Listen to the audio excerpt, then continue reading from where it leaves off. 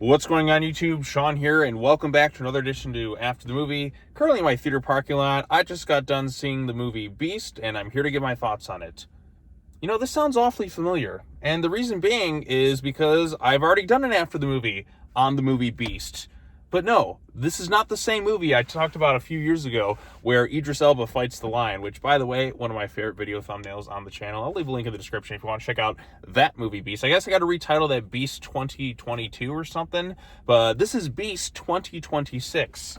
But there's also a mini series called The Beast, like Peter Benchley's thing. Then there's like Beast from 20,000 Fathoms, Beast this. Bottom line, have a bit of variety in the titles. This didn't need to be called Beast. You could have called it Beastly or something else to distinguish it, because having a big theatrical film released only a couple years later with the same exact title, it's a little bit ridiculous. But with that being said, basically the concept of this, or the plot of this film, is Russell Crowe is a supporting character, and I guess he had a hand in the screenplay too, but basically you have this MMA fighter named like Patton James. I think it was Patton James was his name, right? It was Patton, basically.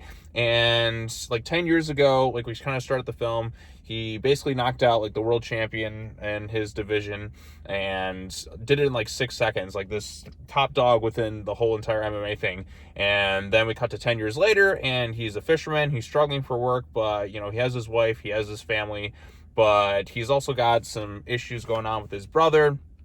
Financial stuff is kind of coming back, and he's basically like has a reason to kind of get back into the fighting game, even though his wife doesn't want him to. It's this typical Rocky formula, sports drama stuff. I mean, even as I'm kind of sitting there, I'm like, the villain, like, okay, this is very much a Rocky villain. Okay, this is very much if he dies types moment, or just, you know, various things kind of going into it. So if you've seen these types of sports drama things, you kind of know the general direction it's going in. But I'm a sucker for these types of movies. I find them entertaining. I think it's fun. But instead of boxing, this time it's mixed martial arts. And, you know, Patton was like a guy who kind of past his prime, but he has to kind of almost reawaken that eye of the tiger and get back into the octagon and kick the shit out of this one asshole. So the guy he beat like many years ago, who's now kind of top dog of the sports, who's trying to avenge a loss from the past. So very much an Apollo Creed thing, but much angrier. So that's the basic concept of it.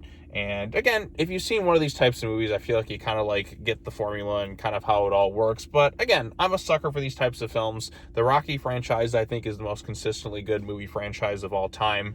And so taking that and just applying it to something else. Now, stylistically, this is quite different from what's done in the Rocky films. I guess if you could compare it to anything, it's more so the later Creed films. But, you know, some plot elements of that definitely feel like we're kind of covering some similar beats and all that too. But again, there's some kind of hokey moments, like the relationship between Patton and his brother. They try to have a moment where it's a bit of sympathy there. It doesn't quite work for me, but I thought the lead actor actually did a pretty good job.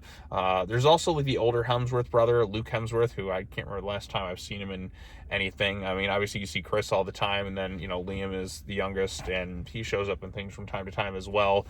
But I did find this to be a pretty entertaining movie. The training montages were totally fine, but I don't think anyone knows quite how to do a montage like, say, the Rocky stuff and so on. I don't know. I'm going to keep thinking Rocky on the mind, because, again, sports drama, fighting, training montages, the goofy-ass villains, just kind of coming out like, okay, do this for this, blah, blah, blah. The relationship stuff with the wife where there's love, but then there's kind of a moment where it goes full Rocky 2 in a way, where she's like, she doesn't want him to fight, but he still kind of wants to just for the sake of money. God dang, like there's plot elements for all the Rocky movies basically thrown into this thing, but it's done in an MMA fashion, and it's a lot more violent and brutal. The fight sequences in this movie are pretty great. Now, there are certain moments where it does get to the point where you're like, okay, how are they still standing? You know, they talk about like beginning where this guy knocked him out with one punch. The bad guy in this film that he has a rematch with takes like 80 punches. Like, actually, like probably more than that. Like, how did that one punch knock him out when he's taken so many brutal shots after brutal shots like throughout this fight, and, you know, other people have too, and it's just like, how are they still standing at this point? It gets a little bit ridiculous in that regards, but it is an entertaining movie from start to finish. Like I said, I thought the lead actor who played Patton James, like he's a likable protagonist. He has his inner demons. When they kind of jump ahead 10 years later, you see he had some issues with Russell Crowe. There's a bit of falling out, and even with his family and all that too, and he's trying to kind of reconcile those parts of his life, be the champion he was always kind of meant to be, and, you know, like, get a sense of dignity back and, you know, turn his life around for the better. And not to say that he's a bad guy. Like I said, he kind of put that life behind, and you do understand why he did in the film. But again, he's got to kind of gain that eye of the tiger, get that confidence back, and, you know, do things because, you know, for himself, for his family, and all that other stuff. So there you go. Again, it's a sports drama. If you've seen one of these movies, I feel like if you've seen the Rocky series, you kind of get the idea and direction this thing's going to go in. But again, I'm a sucker for these types of movies. I enjoy them, and the brutality of it, and just kind of the, you know, there's a bit of a sense of humor in some things. Russell Crowe, I thought, was pretty solid too. He's not in it all that much, but I guess he had in the screenplay. He also, I think, sings in the credits too, about like something about the inner beast or whatever. But again, it's a film. Again, if you've seen these types of movies, then you know what you're kind of getting into. And I like these types of movies, so I'm like, okay, you know, I get where we're going with this direction. I've seen this kind of in this thing, seen this kind of story element kind of in here, but we're doing it in an MMA fashion, and it's handled well, it's acted well. The fight scenes are very brutal, but they're pretty entertaining. Like, the final battle is pretty great. It's like a 3-round fight and all that too. So music, sometimes it goes a little like overboard for certain sequences, and it's like, okay, you know, I've seen this sort of stuff before. It doesn't quite work as well, but, you know, it's decent enough in that regard. So again, if you're a fan of this genre and these types of films, you'll probably enjoy this thing for what it is. I enjoyed it just fine from start to finish. Like I said, I'm a sucker for these types of movies, and yeah, there it is. So if you've seen Beast, the 2026 movie Beast, and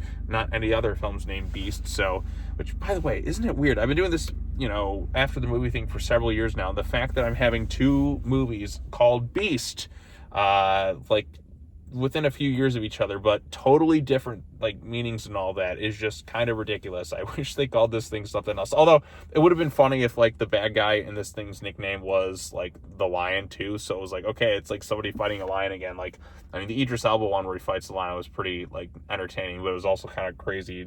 I mean, why do you go to that movie? You want to see Idris Elba fight a lion? But they both involve fighting, and they're called Beasts. So kind of wild, wacky stuff. But anyways, that's all I have to say. And, you know, for those who follow the channel a little bit, I'm a little bit behind on a lot of stuff, but I'm trying to get back into the swing of things. I'm trying to catch back up on some comic book videos, which hopefully I'll be all caught up by tomorrow and all that. And then I got to get back to work on some of these Monarch things.